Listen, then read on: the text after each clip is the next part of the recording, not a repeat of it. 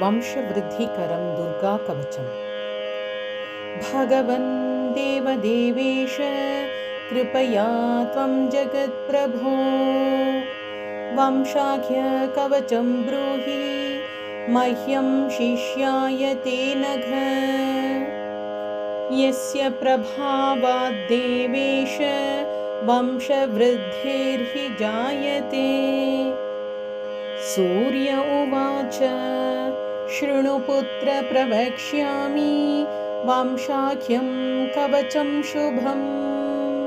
सन्तानवृद्धिर्यत्पठनात् गर्भरक्षा सदा नृणाम् वन्ध्यापि लभते पुत्रं काकवन्ध्या सुतैर्युता मृतवत्सा सुपुत्रा स्यात् स्रग्वद्गर्भस्थिरप्रजा अपुष्पा पुष्पिणी यस्य धारणाश्च सुखप्रसूः कन्या प्रजापुत्रिणी स्यात् एतत् स्तोत्रप्रभावतः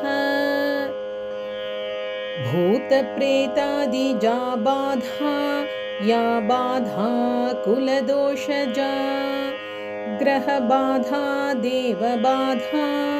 बाधा शत्रुकृता च या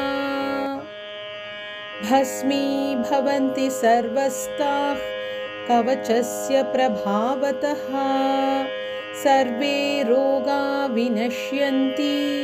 सर्वे बालग्रहाश्च ये अथ कवचम् ॐ पूर्वं रक्षतु वाराही च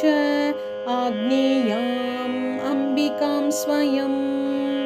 दक्षिणे चण्डिका रक्षे नैऋत्यां हंसवाहिनी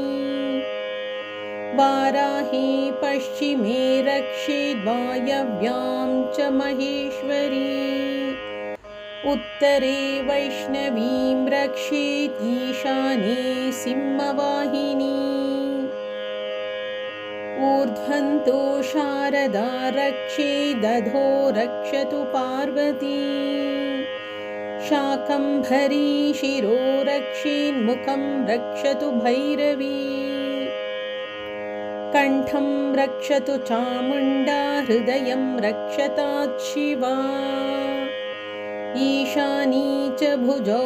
रक्षेत् कुक्षिं नाभिं च कालिका